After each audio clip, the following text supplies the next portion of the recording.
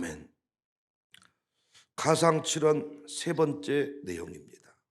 여자여 보소서 아들이니이다. 여자여 보소서 아들이니이다. 오늘 말씀 제목이기도 합니다. 우리 함께 본문으로 택한 26절, 예수께서 자기 어머니와 사랑하시는 제자가 곁에 서 있는 것을 보시고 자기 어머니께 말씀하시되 여자여 보소서 아들입니다. 정말 눈물 나는 장면, 가슴이 울컥거리는 장면. 하지만 우리 기독교인들에게 많이 부족한 장면입니다. 예수님 십자가 곁에 그의 어머니와 이모 그리고 요한이 서 있었습니다. 요한복음 19장 25절에 예수의 십자가 곁에는 그의 어머니와 이모와 클로바의 아내 마리아와 막달라 마리아가 섰는지라. 아들이 죽어가는 그 모습을 지켜보는 어머니 마리아의 심정이 어떠했겠습니까? 그냥 조용히 갑자기 죽는 것도 아니잖아요. 신음하며 고통하며 죽어가잖아요. 통곡하지 않았겠습니까? 찢어지는 아픔을 느끼지 않았겠습니까? 그때 우리 예수님이 마리아를 향하여 말씀하신 내용이, 십자가 위에서 말씀하신 내용이 여자여 보소서 아들입니다. 그리고 요한에게 요한복음 19장 27절에 또 그 제자에게 이르시되 보라 내 어머니다. 성경은 그때부터 그 제자 요한이 자기 집에 마리아를 모셨다고 기록합니다. 요한은 죽을 때까지 십자가에서 하신 이 예수님의 말씀 때문에 죽을 때까지 마리아를 섬겼습니다. 우리가 보통 신앙을 잘못 이해해서 피도 눈물도 없는 인간 관계를 이야기할 때가 있습니다. 그래서 예수쟁이 사위, 예수쟁이 며느리를 싫어합니다. 예수쟁이 며느리 사이가 우리 집안에 들어오는 순간부터 우리 집안은 모든 관계가 단절될 것이라고 생각합니다. 그렇지 않잖아요. 바른 신앙은 반드시 사랑과 섬김의 열매를 맺게 되어 있잖아요. 예수님은 인류를 위해 죽으셨지만은 홀로 남겨진 어머니를 향한 눈물을 간직하셨어요. 그리고 기꺼이 그 어머니 곁에 사랑하는 제자를 세웠어요. 어떤 사람은 주의 일을 핑계로 가족들을 짐짝처럼 여기는 사람이 있습니다. 여러 차례 제가 지적했지만 어떤 사람은 명절 때마다 기도원 가버리는 사람이 있습니다. 어떤 사람은 새벽 기도, 저녁 기도를 핑계하면서 가족의 식사를 소홀히 할 때가 있습니다. 결코 십자가를 지는 신앙이 아니에요. 예수님은 마리아에게 자식의 도리를 다했습니다. 오늘 이 아침에도 이렇게 찬양팀이 찬양을 인도하시려면 상당히 준비를 하셔야 됩니다. 그런데 이 찬양을 위해서 가족을 희생시킨다면 찬양은 결코 깊어지지 않습니다. 그건 십자가가 아니죠. 이 찬양도 하면서 살림도 해야 되는 사람들이기 때문에 십자가인 거예요. 그 십자가를 질 때 상급이 있고 그 십자가를 져야 가족 구원이 가능한 거예요. 그런데 우리는 이 찬양대원의 십자가만 지지요. 가족에 대한 십자가를 던져버리니까 찬양대원으로서는 빛이 나지만은 가족 구원은 실패해버리는 거예요. 우리 교회는 남편의 도리, 아내의 도리, 자녀의 도리, 부모의 도리를 다하는 교회일 수 있기를 원합니다. 여러 차례 이야기를 했지만은 이 시대는 부모님을 꼭 집에서만 모셔야 되는 거 아닙니다. 얼마든지 예수님은 요한에게 어머니를 부탁했지만은 우리는 늘 기쁨 요양원에 우리 부모님을 모실 수 있습니다. 제가 부탁하는 게 뭐라 그랬습니까? 그곳에 방치하면 안 된다 그랬잖아요. 지금은 면회가 금지되어 있습니다. 지금은 찾아볼 수가 없으니까 어쩔 수 없다고 치지만은 어떤 집은 요양원에 부모님 딱 데려다 놓고는 찾아보지도 전화 한 통도 하지 않는 자식들이 있다 그래요. 이건 모시는 게 아니죠. 현대판 고려장이죠. 갖다 버려버리는 것이죠. 우리 교회는 그런 자녀 없기를 바라요.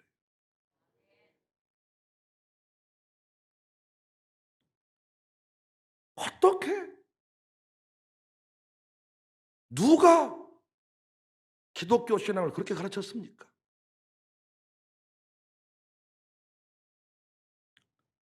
교회 헌금해야 되기 때문에, 저는 목회해야 되기 때문에 부모님께 용돈을 못 드린다. 하나님이 기뻐하지 않습니다. 성경 어디에도 없는 제도입니다. 그런 신앙 가르친 적이 없어요.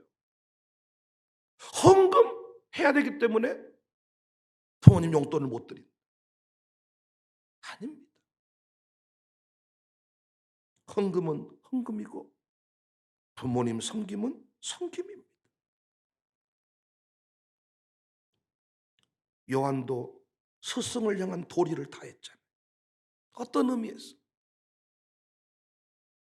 같은 일이라면 좀 멋진 일 하고 싶지 않겠어요? 다 수천 명 앞에서 설교하는 일 하고 싶지 않겠어요? 그런데 늙어가는 어머니를 모시라는 거예요. 자식도 안 모시는데 이게 쉬운 일이겠습니까? 하지만 요한은 그 일을 소홀히 하지 않았습니다. 사명을 다했습니다. 스승에 대한 도리를 다했습니다. 우리 교회는 이 마리아의 십자가를 내팽개치는 일이 있어서는 안 됩니다. 여자여 보소서 아들입니다. 요한 내 어머니다.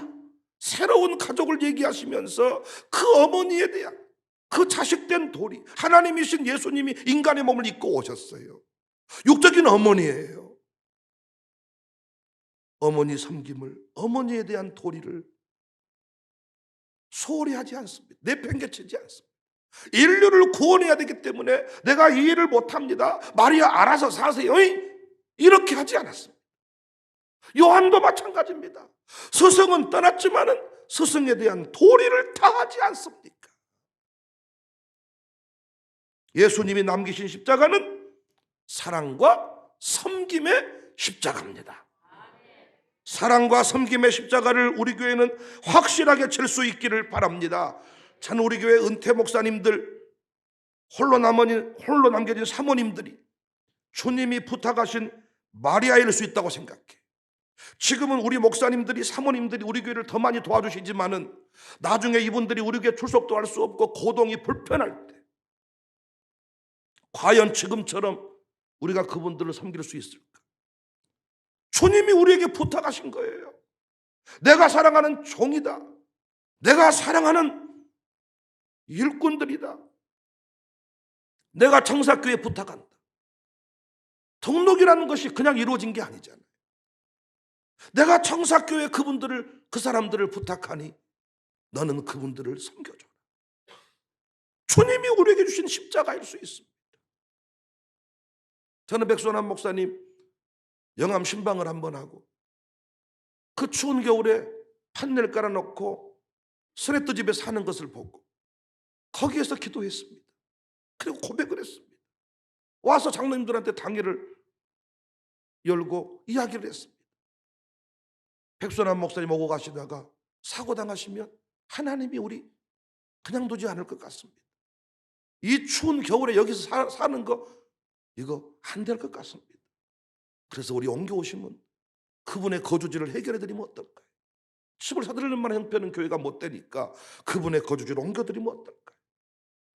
그것이 여러분들에게 알려져서 여러분들이 또 헌금해 주셨어. 난 진짜 대단하다고 생각해. 우리 교회 멋지다고 생각해. 광고 한번 한 적이 없어요, 제가. 그런데 헌금을 해 주셨어. 드디어 이번 주에 이제 집이 결정이 돼서 집주인이 도배장판 안 해준다 그래서 교회가 도배장판 하고 이제는 정해진 시간에 이사를 하려고 합니다. 하나님께서 얼마나 기뻐하실까. 평생 농촌교회 섬기면서 선교하면서 모든 것들을, 지금도 조금 생겨나는 그 돈은 다 필리핀에 무슨 쌀 보낸다고 다 선교하는 일 위해 쓰시더라고요.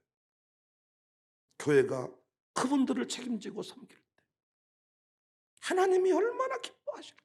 우리 예수님이 친히 보여주신 삶의 원리가 그 모습입니다. 그 모습. 여러분에게 맡긴 마리아는 누구이십니까? 여러분에게 맡긴 마리아는 누굽니까? 시동생입니까? 평생 남편이 그 시동생 돈 보내는 것이 아주 가슴에 한이 맺히셨습니까? 죽기를 원합니까? 처갓집입니까? 장모입니까? 장인입니까? 누굽니까? 누구만 없으면 신앙생활 하는데 불편하지 않을 것 같으세요? 그 사람이 누구시냐고. 와따 이거 상당히 거추장스럽네. 상당히 신경 쓰여버리네. 와따 요양원비가 상당하네. 이렇게 생각하는 분이 혹시 누구시냐고. 오늘 결단하셔야 돼요. 주님이 그 마음 기뻐하지 않아요. 여러분 집안에 누구도 안 모시겠다고 하는 사람, 누구도 사람 취급하지 않는 그 사람, 대문 앞에 거지, 부자는 돌아보지 않았어요. 우리는 그렇게 하면 안 돼. 내가 장남이든 차남이든 장녀이든 차녀이든 유산을 많이 받았든 안 받았든 사랑과 섬김의 십자가는 여러분과 제가 져야 됩니다. 사랑과 섬김의 십자가는 제가 져야 돼요. 여러분 이 교회를 섬기면서 목사로서 감당해야 될 십자가들이 있습니다. 설교도 십자가일 수 있습니다. 물질의 부담도 십자가일 수 있습니다. 그 십자가만 져서는 안 됩니다. 우리 예수님이 우리에게 남기신 십자가 사랑과 섬김의 십자가입니다. 19세기 초반에 당대 최고 경제학자였던 부친으로부터 혹독한 조기교육을 받고 최고의 사상가로 성장한 존 스튜어트 밀이라는 사람이 있습니다. 3살 때 히라버를 배우기 시작했고 그리스 원전들을, 이 고전들을 원서로 읽었고 8살 때는 라틴어와 유클리드 기하학, 12살 때부터는 논리학, 13살 때부터는 경제학과 과세의 원리를 배울 정도로 위대한 사상가로 성장을 했어요. 그가 그렇게 된 데에는 나름대로의 그 독서법, 책을 엄청나게 읽었다는 것입니다. 한때 한국 부모들한테 이것이 알려져 가지고 아이들한테 이 독서법을 가르치기 위해서 야단 법석을 피운 적들이 있었어요. 그런데 그가 이렇게 남들보다 앞서가게 된 이유에 관해서 자서전에서 밝혔는데 참 이 부분에 제가 감동을 받았습니다. 예상과 달리 그는 다른 사람보다 너무 빨리 조기 교육을 받아가지고 오히려 어떤 그 20살이 되던 때에 정신적 딜레마에 빠지게 되는 거예요. 허전하고 음침하고 쓸쓸하고 무감각한 슬픔들, 정신적 공황장애를 겪는 지경까지 갔어요. 그래서 그는 그 증상을, 그 아픔을 해결해 보고자 더 깊은 사색으로 들어가기 시작했습니다. 해결되지 않습니다. 근데 어느 날 문득 이런 생각이 들었습니다. 인생의 모든 목표를 실현했다고 가정해보자. 내가 추구하는 제도와 사상의 변화가 지금 이 순간 완전히 이루어진다고 생각해보자. 과연 이것들이 나에게 커다란 기쁨이고 행복일까? 망설임 없이 그렇지 않다, 이 답을 찾았어. 내가 모든 목표를 이루었고 내가 만들고자 하는 모든 제도, 사상들을 다 이루었다고 할지라도 나는 행복하지 않다. 가슴이 철렁 내려앉았습니다. 어릴 때부터 쉴 틈 없이 치열하게 살아오면서 얻었던 그 명성들, 그 성취가 물거품처럼 느껴지는 순간이었습니다. 그래서 그는 2년 동안 행복이라는 단어를 찾기 위해서 그 허무함을 극복하기 위해서 그동안과 비교할 수 없는 몸부림을 칩니다. 그러다가 우연찮게 책을 한 권 접해요. 프랑스 작가 마르몽텔의 해고록인데 거기에 이런 내용이 적혀 있었습니다. 이 내용을 찾고 미리 새로운 차원의 삶을 살게 됐어요. 진정 행복한 사람은 자신의 행복을 접어놓고 자신의 행복이 아닌 다른 목표, 타인의 행복, 인류의 진보 혹은 예술이나 기타 취미로 도구가 아닌 이상적인 목표로 삼아 마음을 쏟는 사람들이다. 자신의 행복이 아닌 다른 것을 목표로 삼는 사람은 그 과정에서 행복을 발견하게 된다. 이 놀라운 한마디를 접한 후에 사상의 방황, 인생의 방황이 끝났다는 것입니다. 나를 위해, 내 머리통을 채우기 위해, 내 지적 욕구를 채우기 위해 달려왔던 세월, 어느 순간 이것이 무엇이냐? 그런데 타인의 행복을 위해 차원이 다른 인생의 목표를 설정하고 그 애를 위해 달려갈 때 거기에 행복과 기쁨이 있다. 이걸 깨달은 사람들이 기부하는 것입니다. 워렌 버핏은 우리 돈으로 주식 3조 8천억 원 어치를 빌 게이츠 재단 같은 곳에 기부합니다. 요셉도 총리가 된 후에 그 칼을 복수하는 데 쓰지 않아요. 우쭐대는 데 쓰지 않아요. 자기가 왜 총리가 되었는지를 자기는 분명히 고백합니다. 창세기 45장 7절에 하나님이 큰 구원으로 당신들의 생명을 보존하고 당신들의 후손을 세상에 두시려고 나를 당신들보다 먼저 보냈습니다. 죽이려고 보낸 게 아니고 내게 힘주어서 다 멸하라고 하신 것이 아니고 보존케 하시려고. 그래서 그는 총리가 된 후에 거들먹거리다가 죄 짓는 사람이 아니고 감옥 가는 사람이 아니고 그는 인류의 아픔, 백성의 아픔을 해결하는 지혜자 총리가 됩니다. 우리나라 기업가 중에서 가장 존경받는 사람으로 꼽히는 유한양행의 설립자, 유일한 박사가 이런 이야기를 남겼죠. 눈으로 남을 볼 줄 아는 사람은 훌륭한 사람이다.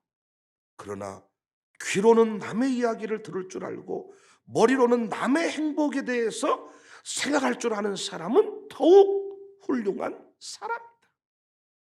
사랑하는 성도님들, 참 행복자는 자신의 행복이 아닌 타인의 행복을 위해 사는 사람입니다.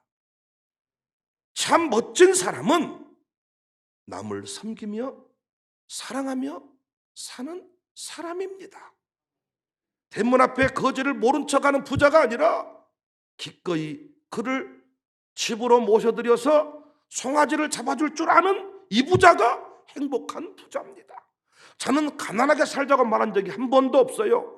멋진 부자가 되자, 하나님이 복 주시는 부자가 되자, 하나님이 쓰시는 부자가 되자. 그래서 바울이 권면하잖아요. 빌립보서 2장 3절 이하를 보면 아무 일에든지 다툼이나 허영으로 하지 말고 건성으로 대충 설렁설렁 하지 말고 겸손한 마음으로 각각 자기보다 남을 낮게 여기고 지나가는 나그네일지라도 지극정성으로 마음을 다해 4절 각각 자기 일을 돌볼 뿐더러 또한 각각 다른 사람들의 일을 돌아보아 나의 기쁨을 충만하게 하라. 우리 예수님 한 번도 인류 구원을 위해서 형제를 내팽개치고 부모를 모른 척해라 한 적이 없습니다. 나는 우리 교회에서 열심히 일하는 사람들 축복합니다. 그러나 여러분이 그 일이 교회 일로만 한정이 된다면 여러분 자식은 교회 나오지 않아요. 여러분 남편은 절대 이 자리에 나오지 않습니다. 새벽 예배만 잘 드리는 권사님, 남편 구원 못합니다. 교회에서 참 귀한 일인데 그는 새벽 예배 십자가만 친 거예요. 살림의 십자가를 내팽개쳐버린 순간 결코 집안은 구원을 받지 못합니다. 전도왕들이 남은 전도 잘해도 식구를 전도 못하잖아요. 최근에 만나서 깊은 교제를 하고 있는 생명교회 추교전 장로가 있습니다. 노예 임원으로 만나게 되었는데 보성에서 늘 푸른 흑염소집을 운영합니다. 본래 보성에서 염소만 키웠던 분인데 홍보 개념으로 그 허벌판에 식당이 되겠냐. 그러나 고기 탕 한 그릇만 먹을지라도 엑기스를 들고 나간다면 이건 적자는 아니겠다. 그 식구들끼리 조그마하게 식당을 오픈했습니다. 저희 교인들도 몇 번 제가 모시고 갔는데 그 허벌판 들판에다가 식당을 세웠는데 번호표를 받아야 되고 그곳에서 작년만 해도 수억 매출이 올랐다고. 지금은 일손이 부족해서 감당할 수 없을 만큼 풍성함을 누린다고. 그런데 제가 그분을 만날 때마다 놀라는 게 저도 섬기기를 좋아하는데 차원이 달라. 만날 때마다 무슨 이유로 만나든지 간에 빈손으로 온 적이 없고 누구를 만나든지 간에 항상 자신이 밥값을 낼 마음으로 오는 거예요. 어떤 상황에도 내가 하겠습니다라는 마음을 가지고 있어요. 그래서 혼자도 잘했는데 제가 옆에서 조금 부추겨주고 조금 같이 도와주니까 더 신바람이 나신 것 같아요.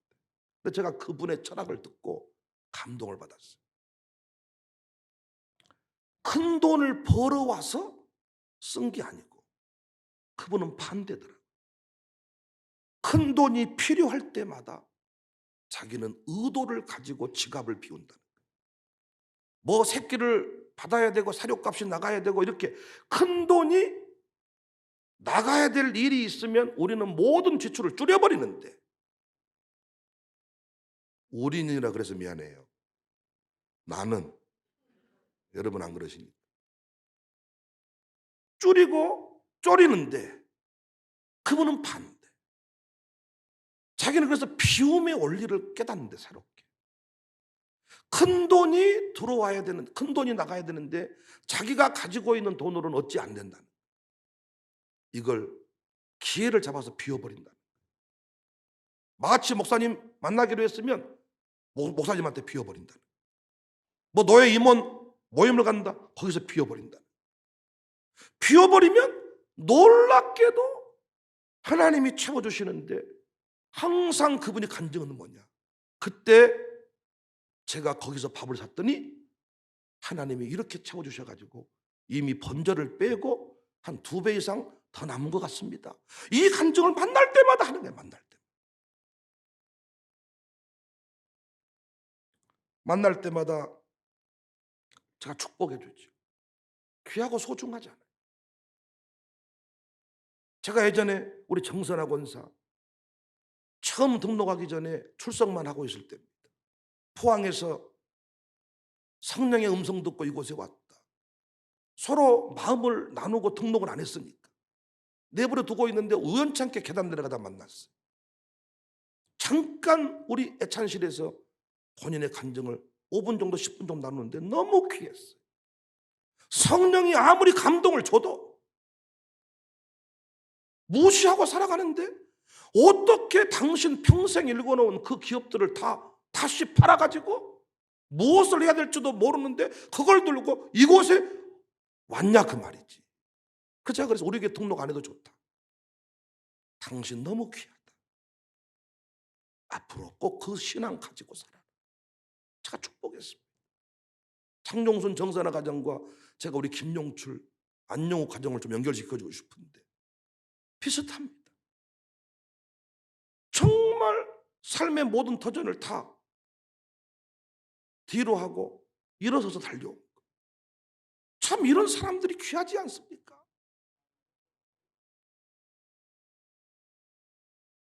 이 추교전 장로라는 사람 우리 교회 장로님은 아니지만 너무 귀하다. 그래서 내가 계속 축복해 주는 거예요. 장로님의 역할은 기준줄입니다. 예배의 기준줄, 섬김의 기준줄. 그래서 장로님한테는 모든 사람이 다 귀하게 느껴져야 돼. 다 섬겨주는 거예요.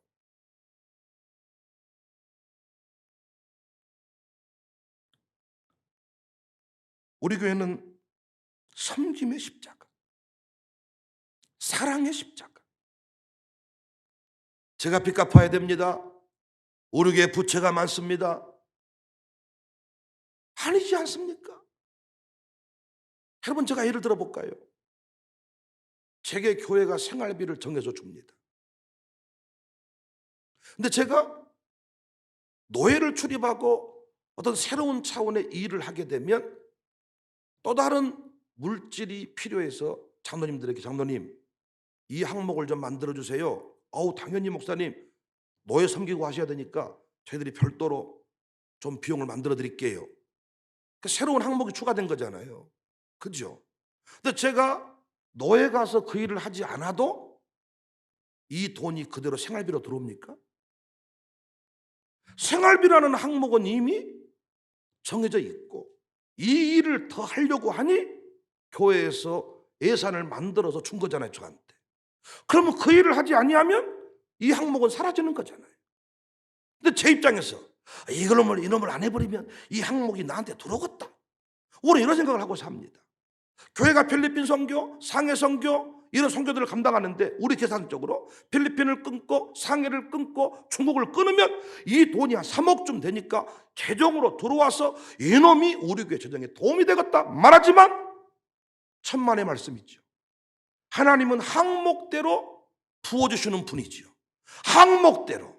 그래서 늘 밥값을 내는 사람은 돈이 있어서 밥값을 내는 게 아니고 자기 지출 항목에 항상 밥값이 들어있는 거야. 밥값을 안 내는 사람은 항상 지출 항목이 없는 거야, 거기에. 헌금을 새벽마다 하는 사람은 돈이 남아 돌아가서 하는 게 아니고 지출 항목에 항상 1,000번째 감사헌금이 들어있어. 그래서 하나님은 그 지출 항목을 정해 놓은 대로 드리게 하나님이 부어주시는 거예요. 놀라운 것은 이 헌금을 안 하면 그만큼이 나한테 플러스가 돼서 내가 부자 될 것 같은데 삶은 똑같습니다. 헌금한 것만 남더라고요. 우리가 무슨 일을 하고자 할 때 항목을 정해놓으면 그 항목대로 되더라고요. 내가 미국을 가겠습니다. 항목을 정해놓으니까 미국은 반드시 가. 내가 밥을 사겠습니다. 항목을 정해놓으면 밥을 사는데 평생 밥을 안 사는 사람이 있어요. 어떤 사람? 항목이 없는 사람. 항목이 없는 사람. 그러니까 여러분, 섬김이라는 항목을 빼면 안 돼.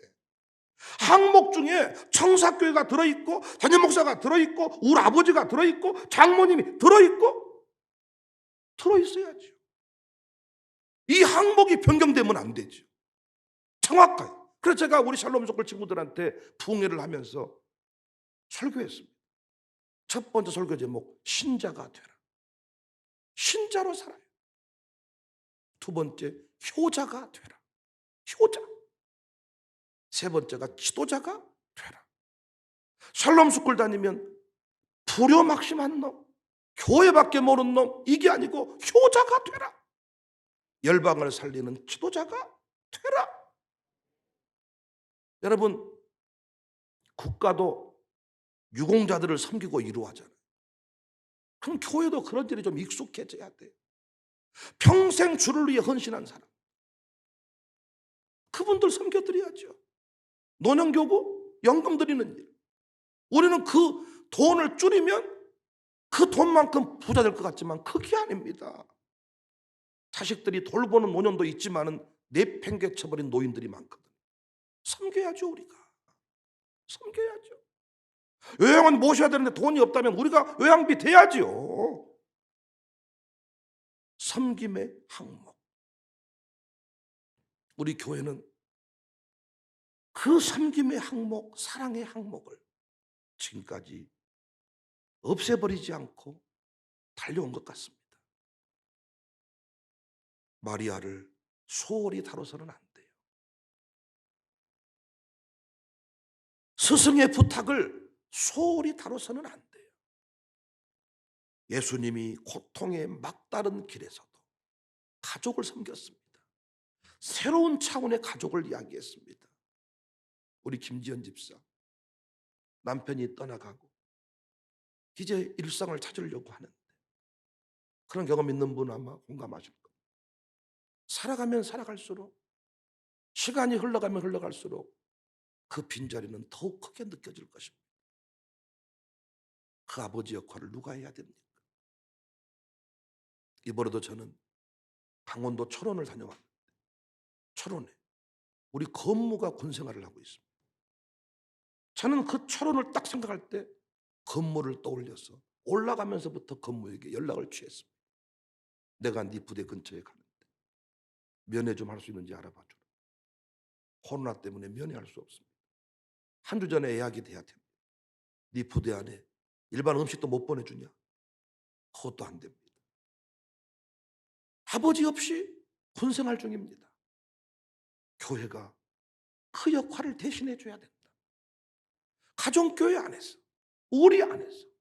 그런데 기껏해야 자기 집 아들, 딸, 기껏해야 자기 건강, 기껏해야 자기 아파트 부금, 이 정도 내고 사는 사람 있다고요.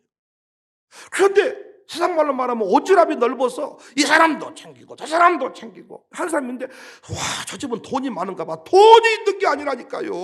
십자가를 지는 거야. 섬김에, 남을 섬긴다는 것은요, 십자가를 지는 심정이 아니면 못 섬깁니다. 여러분, 어떨 때는 화가 나요. 진짜 섬겨야 될 사람은 안 섬기고 진짜 안 섬겨야 된다고 생각하는 사람이 섬길 때가 많아. 차이가 뭔 줄 아세요? 십자가를 지고 있느냐, 십자가를 내팽개쳐버렸네. 목회한다고 가정을 돌보지 않은 결과 은퇴 이후의 삶은 처참합니다. 아버지의 십자가가 있지요. 남편의 십자가가 있지요. 교회 목회 열심히 한다고 아내와의 관계를 소홀히 하면 집안은, 사모는, 아내는 무너졌어. 아들들이 이상해지더라고요. 나는 권사님들이 부부관계를 거부한다는 분 몇 분 들어봤습니다. 권사 맞습니까? 나는 권사님들 중에서 각방 쓴다는 분 들어봤습니다. 권사 맞습니까? 기도하는 이유가 뭡니까? 뭘 기도하십니까? 도저히 같이 몸을 섞을 수 없는 남편과 한 이불 속에 자야 하니까 기도하는 거 아닙니까? 뭘 기도하세요? 남편 믿음 없다면서요. 남편 썩을 놈이라면서요. 그러면 썩지 않는 당신이 썩을 놈을 품을 수 있지, 썩을 놈이 어떻게 위대한 당신을 품은답니까? 저는요, 언제부터 기독교 신앙이 세상만 또 못한, 세상의 윤리만 또 못한, 세상의 도덕 해도 통하지 않는 일을 한다고 저는 봅니다. 그래서 여러분, 성경을 깊이 보기 전에 베드로를 보면서 엄청 화가 나더라고요. 완전히 양아치 아니야 이거? 저는 또 신학교 가가지고 엄청 화가 나더라고요.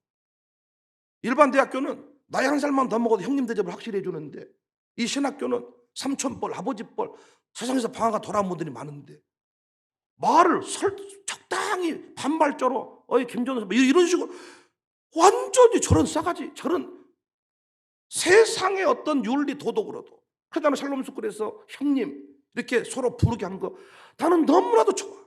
형님 어떠십니까? 다른 친구들이, 다른 사람들이 보면 뭐 그런 것까지 따지냐 그러는데 그게 아닙니다, 여러분. 인간관계, 원수까지도 사랑을 해야 되기 때문에 우리는 기도하지 않을 수가 없는 거예요. 세상 사람들은 끼리끼리 모이고 도움 주는 사람끼리만 만나 살면 되지만 우리는 용서의 십자가를 져야 돼요. 그들을 섬겨야 돼요. 돈이 없는데 목사로서 섬겨야 될 때가 있어요. 그것이 십자가입니다, 십자가. 여러분은 새벽기도 십자가는 잘 지시더라고요. 어떤 여러분 11일 조원금 십자가는 지시더라고요.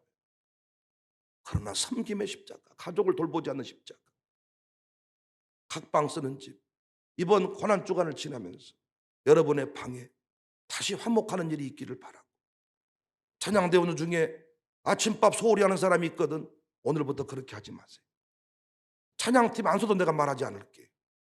이 찬양팀 자리는 여러분이 안 서도 내가 다른 사람 대체할 수 있습니다. 여러분 집안의 밥은 여러분 안 해주면 먹을 사람 없어요. 난 우리 아이들이 하얀 셔츠를 입고 다닐 때 소매를 종종 볼 때가 있습니다.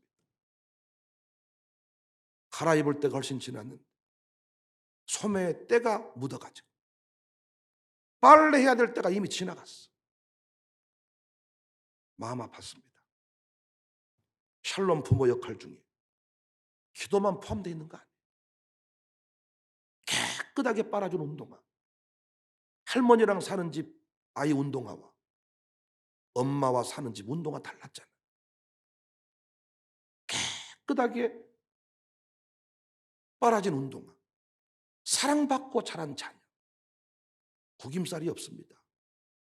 공동체에 들어가서 남을 의심하지 않습니다.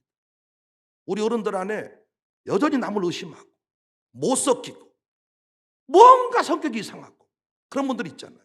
사랑받지 못한 가정 환경입니다. 하루아침에 안 바뀝니다. 그게. 사랑해줘야죠. 할 수 있는 일을 해야죠. 물론 교회와 미리 의논이 돼서 부모님이 못하는 일 선생님이 해주기로 했으면 그런 의논이 됐으니까 문제가 없겠지만 부모 아니면 안 되는 일을 소홀히 다루면 안 되죠. 우리 모두 이 부분이 약합니다. 교회 안에서의 모습은 너무 탁월한데 식구들을 섬기는 것, 이웃을 섬기는 것 약합니다. 난 우리 교회인데 어디 가든지 간에 밥 제일 잘 사는 사람이 되기를 원해요. 난 정말 이걸 위해 기도합니다. 어떤 모임에 가든지 회비 먹어보려고 하지 말고 남의 돈으로 뭐 인심 쓰려고 하지 말고 우리 교인들이 다 밥값 내자고요. 우리 교인들이 다 부모님 섬기자고요. 우리 교인들이 형제를 책임지시자고요. 며느리 분들에게 부탁을 드립니다. 당신이 장남이요? 당신이 뭐 돈 받아? 이런 소리 하지 말고 우리 교회 교인이니까 우리가 장자가 돼서 섬기시자고요. 돈이 있어 섬기는 거 아닙니다. 항목을 정해놓으면 하나님이 부어줍니다. 그것 줄이면 부자 안 됩니다. 그거 그 일 계속할 때 하나님이 그 일의 통로로 삼아주시는 거예요. 그래서 돈을 쓰는 사람은 계속 쓰는 거예요. 못 쓰는 사람은 계속 못 쓰는 거예요. 왜? 돈은 안 생겨요. 항목을 정해놔야 돈이 오는 거예요. 지출 항목을 만들어 놓으면 우리 교회도 항목을 만들어 놓으면 하나님이 돈을 채워주시더라고요. 지출하게 만들더라고요. 차를 사야 되겠다고 항목을 정해놓으니까 차를 사더라고요. 집을 사야 되겠다 항목을 정해놓으니까 집을 사더라고요. 밥 사겠다는 항목을 정하시란 말이에요. 오늘부터 요양원비 내가 되겠다 항목을 정하시란 말이죠. 그러면 반드시 항목대로 하나님이 채워주십니다. 사랑과 섬김의 십자가. 여자여 보소서 아들입니다. 용하나 어머니다. 부탁한다. 어머니, 요한이 나를 대신해서 어머니를 섬겨줄 겁니다. 어머니를 염려했던 그 마음, 여러분과 저의 마음이고 그런 영성일 수 있기를 주님의 이름으로 축복합니다.